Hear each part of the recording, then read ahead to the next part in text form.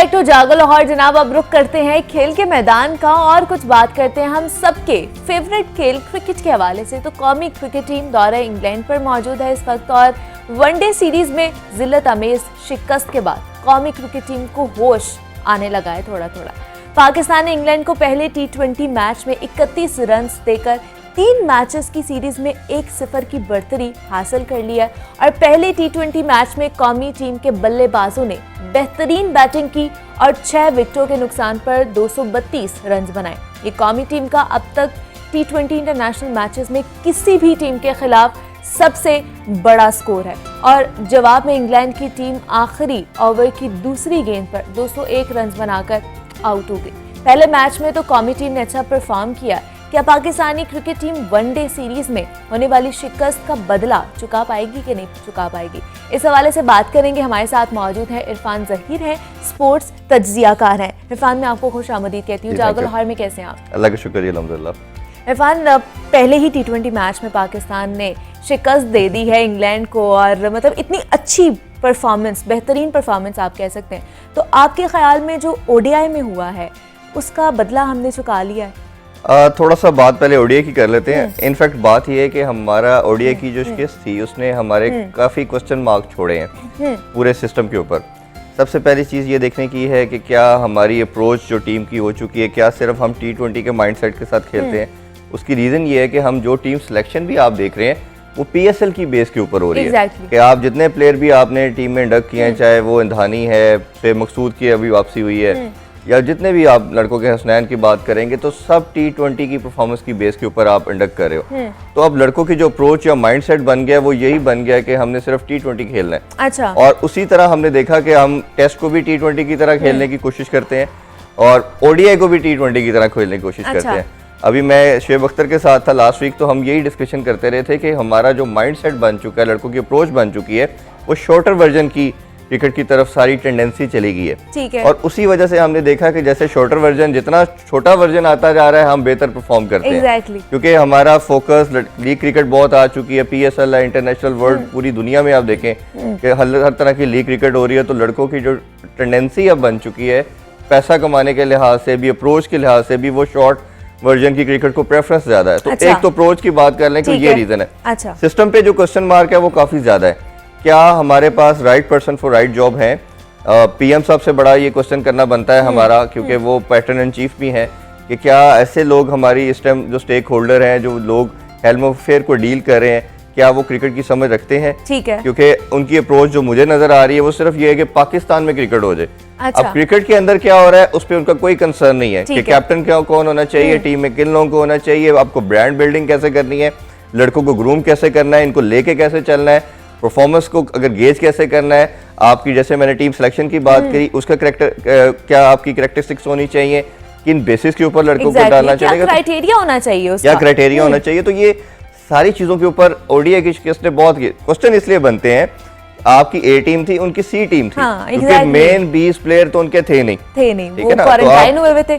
जी, उनको पहले कोविड हो गया, फिर पूरी टीम उन्होंने ऑब्सोलीट कर दी। ये क्रिकेट की हिस्ट्री के अंदर कोई ऐसा प्रेसिडेंट नहीं मिलता कि आपने पूरी की पूरी टीम को खत्म करके नई टीम इंडक्ट कर दी। हाँ, और 20 लड़के कहना आसान है, किसी भी कंट्री के टॉप के 20 लड़कों को हटा के आप C टीम को खिलाए और वो हरा दे 3-0 से, तो एक बड़ी एस्टॉनिशिंग बात थी।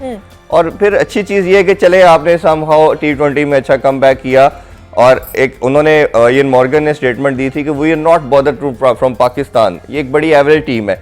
तो अब कल से उनको भी सोचना पड़ेगा कि इतनी भी एवरेज नहीं है, आपको भी आपकी A टीम आई तो हम अच्छा खेल गए। तो पॉइंट इज कि आपकी अप्रोच बहुत मैटर करती है।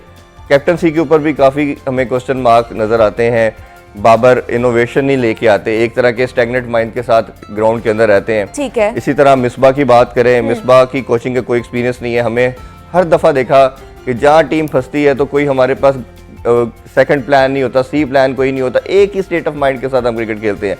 वकार की बात करें, चौथा टेन्योर है, क्या उन्होंने करके दिया एज ए बॉलर, तो वो बहुत बड़े लेजेंड है, शायद उनसे बड़ा बॉलर पाकिस्तान की हिस्ट्री में कोई नहीं आया। But as far coaches is concern, मेरा ख्याल है जितना नुकसान उन्होंने कोचिंग में पाकिस्तानी क्रिकेट को पहुंचाया शायद ही किसी कोच ने पहुंचाया। अच्छा। तो ये फैक्ट्स बेस्ड बातें हैं, कोई किसी की पर्सनल लाइकिंग या डिसलाइकिंग नहीं है। तो हमें ये सारी चीजों से, इसीलिए मैंने स्टार्टिंग में कहा कि पैटर्न चीफ है PM साहब, उनको खुद से देखना पड़ेगा पाकिस्तानी क्रिकेट को उनसे ज़्यादा गेम अवेयरनेस किसी के पास नहीं है, किसी के पास इतना नॉलेज नहीं है। ऑल्दो वी अंडरस्टैंड कि वो बहुत बिजी हैं अपने दूसरी चीज़ों के अंदर, बट क्रिकेट जो है ना, ये हमारा सेकंड रिलीजन के तौर पे देखा जाता है और this is the only sports जो पूरी नेशन को यूनाइट करती है। एग्जैक्टली, और इस पे धूम मची हुई होती है कि हमारी पाकिस्तानी टीम खेल रही है और बहुत सारी उम्मीदें वाबस्ता उनसे होती हैं। पीएसएल चल रहा था, आप देखें कि फेस्टिवल का एक समा था, पूरे मुल्क के अंदर एक फेस्टिवल जैसे ईद होती है, इस तरह का होता है, हर तरफ लोग जाग रहे हैं, घूम रहे हैं, फिर रहे हैं, तो मैचेस का एक इस तरह। तो आपने जैसे हॉकी के साथ या स्क्वाश के साथ जैसे विक्ट्रीज खत्म, कोई भी स्पोर्ट्स को खत्म करने का पहला प्रिंसिपल ये होता है कि आप उसके अंदर से आपकी विक्ट्रीज खत्म होती हैं। पहले जब विक्ट्रीज खत्म होती हैं तो लोगों का इंटरेस्ट खत्म होता है, जैसे इंटरेस्ट खत्म होता है तो फिर आपके ब्रांड खत्म हो गया, पैसा खत्म हो गया और फिर इवेंचुअली वो स्पोर्ट्स खत्म हो जाती है। तो एक स्पोर्ट रह गई, मेरा ख्याल है उसकी तरफ हमें बहुत ज्यादा तवज्जो देने की अभी भी जरूरत है। तो क्या लगता है आपको, मतलब ओडीआई में जिनकी बी टीम बल्कि सी टीम कह लें वो आई थी, उनको हम हरा नहीं पाए, और जब ए टीम आई है तो हमारी परफॉर्मेंस बेहतरीन रही है, तब हमारी प्लानिंग ठीक नहीं थी? नहीं, मैं वही बात कर रहा हूँ कि हमारी अप्रोच जो बन गई है ना, वो T20 क्रिकेट की बन चुकी है। हमारे जितने भी प्लेयर हैं ये शॉर्टर वर्जन को प्रेफरेंस देना शुरू हो गए हैं, क्योंकि इनको देखा है कि जो सिलेक्शन भी हो रही है पाकिस्तानी टीम के अंदर, अभी भी 3-4 प्लेयर जो वापस आए हैं वो सिर्फ PSL की बेस के ऊपर आए हैं। जब आपका स्ट्रक्चर ही आपका कायदम ट्रॉफी या आपका डोमेस्टिक नहीं रहेगा, जिसने बेचारे ने 4 रोज़ा क्रिकेट खेल लिया या लंबा वर्जन क्रिकेट खेल रहा है, वो उसको परफॉर्मेंस भी दे रहा है, उसको सेलेक्ट नहीं किया जा रहा, जो सिर्फ 20 ओवर की क्रिकेट के ऊपर फोकस कर रहा है और उसको टीम में डक किया जा रहा है, तो आपका पूरा सिस्टम एक दफ़ा हिलता है और आपका फोकस उस पर जाता है। इसी तरह हमारे लड़कों की जो अप्रोच लास्ट 2 ईयर से मैं बात करना चाह रहा हूँ कि जब से ये नई मैनेजमेंट आई है, इनका टोटल फोकस शॉर्टर वर्जन पे आ गया और जैसे ही हम T20 की तरफ आए, हमने देखा कि लड़कों ने परफॉर्म भी बहुत अच्छा किया। थोड़ा सा टीम पे बात कर लेते हैं। अब बात यह कि जैसे कल हमने देखा, अभी भी मैं समझता हूँ कि एरिया ऑफ इम्प्रूवमेंट बहुत ज्यादा है। जैसे हम पहला मैच जीत तो गए, बट हमने देखा कि पहले 10 ओवर्स के अंदर बाउंड्री का अगर कंपैरिजन किया जाए पावर प्ले का इंग्लैंड के साथ, तो हमारा कम था। बाद में हमने उसको इनोवेट ज़्यादा किया और हमने स्ट्राइक रेट को एनहांस करके बड़ा स्कोर किया। जब तक इंग्लैंड की बात करें तो उन्होंने 7-8 ओवरों में 100 के करीब चले गए थे वो। तो इसलिए हमें पावर हिटिंग देखनी पड़ेगी, आपका शर्जील का रोल डिफाइन करना पड़ेगा। शर्जील को अभी भी बेंच पे बिठाया हुआ है, ठीक है। आपने फखर ओपनर है, फखर को आप मिडिल ऑर्डर में 5वें नंबर पे खिला रहे हैं, ये ऐसे नहीं हो सकता। फिर आजम खान की सिलेक्शन के ऊपर बहुत क्वेश्चन मार्क है कि आजम खान का जो हमने कल ग्राउंड के अंदर भी फिटनेस लेवल देखा, जिस तरह उनसे मूव नहीं कर पा रहा था, आप उनको तीसरे कीपर के तौर पे लेके गए हो, ठीक है। सरफराज आपके कैप्टन हैं, सरफराज आपने 3-4 साल आपको सर्व किया था कैप्टन, उनको आपने अगर टीम में रखना है तो उनको खिलाना चाहिए। अगर आप उनको नहीं खिला रहे तो आपको रहेल या आजम किसी को रख के ग्रूम करना चाहिए, क्योंकि सरफराज जैसे प्लेयर को डगआउट में बैठाना कोई लॉजिक नहीं बनती। तो इस तरह की छोटी मिस्टेक काफ़ी हैं।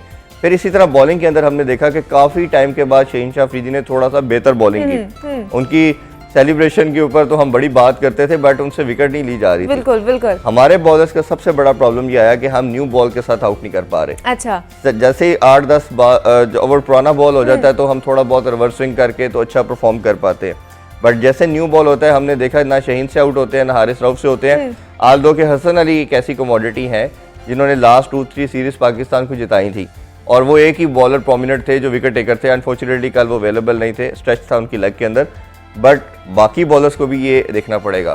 फिर स्पिन डिपार्टमेंट के अंदर बात करते हैं, लेकिन अगर बॉलिंग की आप बात करें, अगर इसमें देखा जाए तो शाहीन शाह की आपने बात की है, तो उसकी बॉलिंग को कितना रेट करेंगे आप? मैं वही कह रहा हूँ कि पहले लास्ट 2 सीरीज के अंदर बहुत बुरी परफॉर्मेंस उनकी थी, इवन PSL में भी कोई खास परफॉर्मेंस नहीं दे पाए, बट कल थोड़ा सा हमें लगा शायद वो मीडिया का प्रेशर बहुत ज्यादा था, क्योंकि आपको पता